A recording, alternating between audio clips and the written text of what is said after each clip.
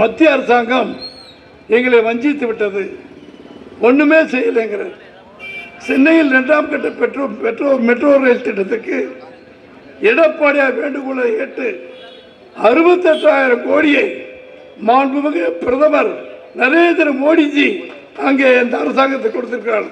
உண்மையா பொய்யா என்று திமுக மேடை போட்டு சொல்லணும். ஒரே ஆண்டில் மத்திய அரசு வேண்டுகோள் வைத்து தம்பி கல்யாணசுந்தர் சொன்னது போல 11 மருத்துவக் கல்லூரியை திறந்தார்கள். ஒரு மருத்துவக் கல்லூரி அவங்களால் திறக்க முடியுதா? ஒன்று கூட இல்லை, ஜீரோ. அவர் சொன்னார், 0 சேர்ந்தால் எல்லாமே 0 அப்படின்னார். பூஜ்ஜியங்களுக்கு அடுத்து ராஜ்யமாக போடுவது அதிமுக எடப்பாடி சொல்லிட்டார். மதுரையில் எய்ம்ஸ் மருத்துவமனை கொண்டு வந்தது எடப்பாடியார்.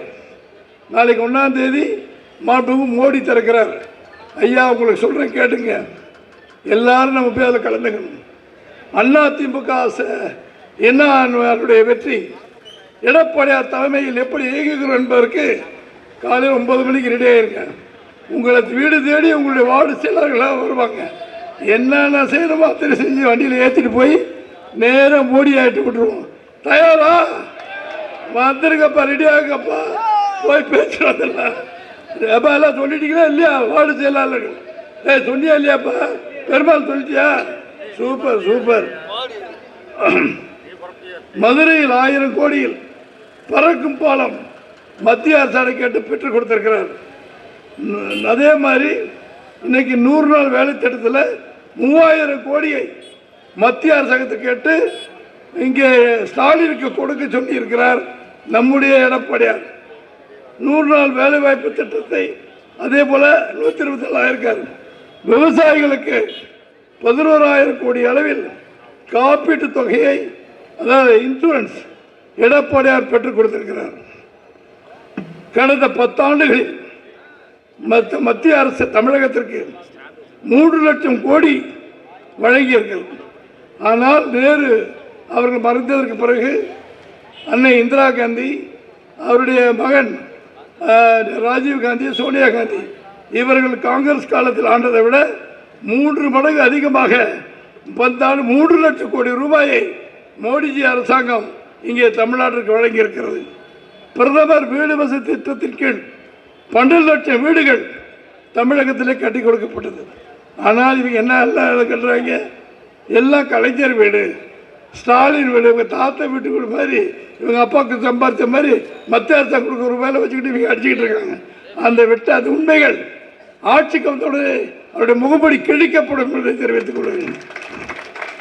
ஜல்ஜீவன் திட்டத்தில் 1 கோடி கிராம வீடுகளுக்கு குடிநீர் இணைப்பு மத்திய அரசாங்கத்துடைய உதவியோடு வாங்கி கொடுத்தவர் எடப்பாடியார் அவர்கள். அதே போல 77 ரயில் நிலையங்கள் ராமேஸ்வரத்தில் அந்த பாலம் இங்கிலீஷ்கார காலத்தில் போட்டது இன்னைக்கு புதுமையாக போட்டு கப்பல் போகிறதுக்கு வழி செய்திருக்கிறார் மாண்புமிகு நரேந்திர மோடி. ஏற்பாடு செய்தவர் நரேந்திர மோடி, எடப்பாடியார். அதே போல மன்மோகன் சிங் இருந்த பொழுது திமுக கட்சிகள் 4 கேபினெட் அமைச்சர்கள், 8 இணையமைச்சர்கள் இருந்தாங்க. அவங்க தான் நீட் தேர்வை கொண்டு வந்தாங்க. வேறு இடத்தை கிழிச்சிருக்கிறானுங்கன்னு சொல்லி மேடை போட்டு சொல்ல வேண்டும்னு நம்முடைய திமுக தோழர்கள் அன்போடு கேட்டுக்கொள்கிறேன். பாரதிய ஜனதாவும் அதிமுகவும் டப்பா இன்ஜின் அல்ல, புல்லட் ட்ரெயினில் ஏற்கனவே சொல்லிட்டேன். ஆனால் ரயிலை பற்றி ஸ்டாலின் பேசக்கூடாது. ஏன்னு சொன்னால் கண்ணதாசன் அவருடைய வனவாசம் என்ற புத்தகத்தில் 44 பக்கத்தில் எழுதியிருக்காரு. திருவாரூரிலிருந்து திரு கருணாநிதி அவர்களும் கண்ணதாசன் அவர்களும் மெட்ராஸுக்கு வரணும்னு பார்த்துருக்காங்க. கையில் பணமே இல்லை. எப்படி வந்தாங்கப்பா? திருட்டுறையில் தெளிவாக சொல்லியா? அந்த வந்த குடும்பம் இன்னைக்கு உத்தமர் போல பேசுகிறாங்க. திருவாரூர்ந்து மெட்ராஸுக்கு வர்றதுக்கு கையில் என்னங்க டிடிஆரா? அவர் நேரம் செத்துருப்பார் உட்காருப்பா. அதாவது டிடிஆருக்கு மறைச்சி தான் பெஞ்சு கடியில் படுத்துருந்தாங்கன்னு எழுதியிருக்காரு. அந்த காலத்தில் இவ்வளோ சொகுசெல்லாம் போக முடியாது, அப்படி படுத்து இருந்துட்டு தான். இன்னைக்கு பிரதமரை பார்த்து திடீர்னு கோ பேக் மோடிம்பார். நீ போக மோடி, இங்கே வரக்கூடாது தமிழ் இருக்கிறார். ஆனால் அவருடைய மகன் துணை முதலமைச்சராகும் பொழுது கம் பேக் வாடி அப்படின்னு சொல்லி மோடியை வரவேற்கிறார். அவன் துணை முதலமைச்சராகணுமா, அந்த விழாவில் மோடி கலந்துக்கணுமா, வாங்கன்றார். எதுனா சண்டை வச்சா போங்கன்றார். இந்த ரெட்டை பேச ஆகாத மாப்பிள்ள இருங்க. இந்த தேர்தல் முடிஞ்ச பிறகு மத்திய அரசாங்கமும் மாநில அரசாங்கமும் இணைந்து ரெட்டை இன்ஜின் குழாயாக அந்த வண்டியாக இந்த தமிழ்நாடு போக போகிறது. எந்த குறையில்லாமல் தமிழ்நாட்டில் அத்தனை வசதிகளையும் மோடிஜி செய்து கொடுப்பான்னு சொல்லியிருக்கார். மோடிக்கா கேரண்டின்னு சொல்லி ஐயா ஹிந்தியில் எல்லா இடத்துலையும் பேசுவார். 1ஆம் தேதியாக அதை கேட்டுக்குவோம். நமக்கு பாதுகாப்பு இந்த திருடர் ஆட்சியிலிருந்து நல்ல ஆட்சி. 3 முறை இந்தியாவுடைய பிரதமராக திரு நரேந்திர மோடி வந்திருக்கிறார்கள். 3 முறை குஜராத்துடைய முதலமைச்சர் வந்திருக்கிறார்கள். 6 முறை, 3 முறை சிஎம், 3 முறை பிஎம் முதலமைச்சராகவும் பிரதமராக இருக்கிற நரேந்திர மோடி அவர்கள் மீது இதுவரை ஒரு ஊழல் குற்றச்சாட்டு சொல்லப்பட்டதுண்டா? பிஜேபி அரசின் மூலம் யாராவது சொல்லியிருக்கிறார்களா? ஸ்டாலின் சொல்லியிருக்கிறாரா? அவர் மகன் உதயநிதி சொல்லியிருக்கிறார் என்றால் தோழர்களே, இல்லை. சுத்தமான கரங்களுக்கு சொந்தக்காரர் நம்முடைய நரேந்திர மோடிஜி அவர்கள். நேற்றைக்கு நம்முடைய அம்மாவை, நம்முடைய தெய்வத்தை, புரட்சி தலைவர் அம்மாவை மாடலாக பொழுந்திருக்கிறார். ஒரு ஆண்மைமிக்க பெண்மணி, இரும்பு பெண்மணி தமிழ்நாட்டில் இருந்தார்கள். அவர்கள் என்ன வணங்குகிறேன் சொல்லி நம்முடைய ஜெயலலிதா அம்மாவை சொல்லுகிறார். அந்த பெயரை எடுத்திருப்பார் அவர்கள் தான்.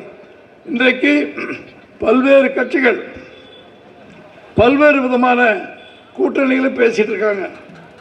நம்முடைய எடப்பாடியார் அவர்கள் அருமையாக சொல்லுகிறார்கள், காங்கிரஸிற்கும் திமுகவுக்கும் கூட்டணி உறுதியாகவில்லை. அதெல்லாம் போய் நாங்கள் வந்துட்டோம். இப்போ வீட்டில் வரும்போது கல்யாணத்தூர் ஐயாவை கூப்பிட போயிருந்தேன். அவர் ஹோட்டலுக்கு போனால் அவசர செய்தி வருது. இவர் விஜய் கூட காங்கிரஸ் பேசி கொண்டிருக்கிறது. பட மின்னல் வேகத்தில் ஓடுது. உண்மையோ பொய்யோ? அப்படி போனால் கூட்டணியால் தான் இந்த நாட்டை ஆளுகிறேன்னு சொல்கிறார்ல கருணாநிதி, ஸ்டாலின். இன்னைக்கு விழுகிற இடி அவங்களுக்கு வாழ்க்கையில் எப்போது எந்திரிக்கவே முடியாது. அப்படி ஒரு இடி.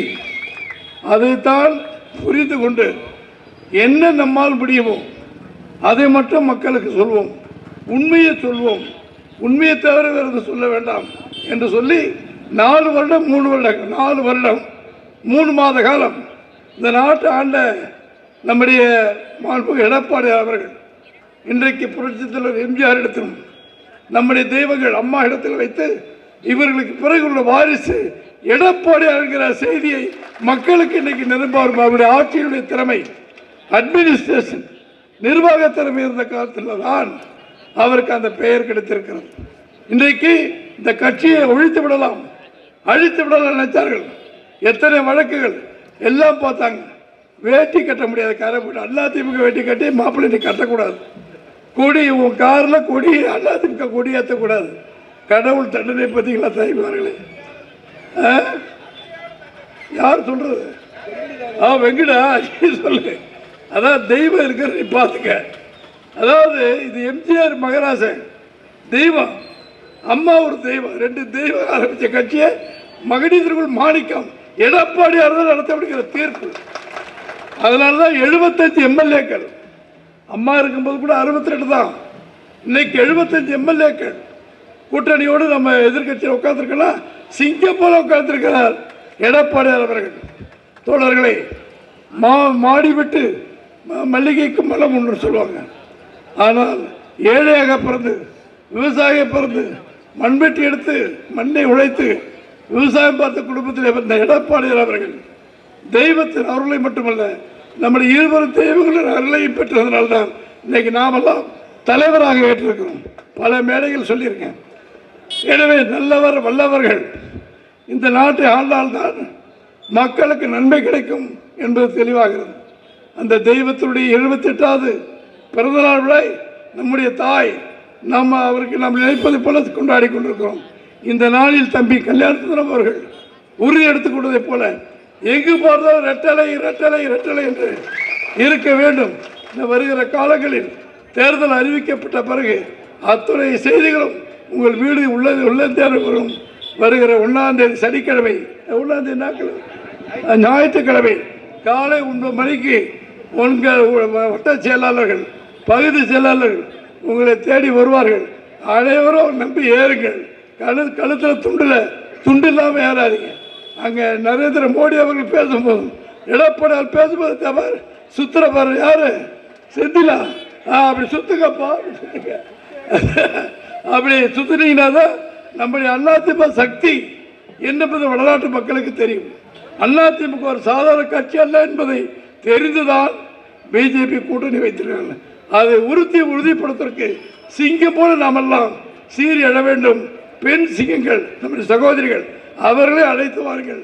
எல்லோரும் போய் அங்கே மீனாட்சி அம்மனை கும்பிடுவதைப் போல, சொக்கநாதரை கும்பிடுவதைப் போல எடப்பாடி அவர்களையும் நம்முடைய மாண்புமிகு மோடி அவர்களையும் கும்பிட்டு விட்டு பேச்சுக்களை கேட்டு வருவோம். அதிமுக வழக்கம் போல ஆதரவுகள் கேட்டு முடிக்கிறேன். நன்றி, நன்றி, வணக்கம்.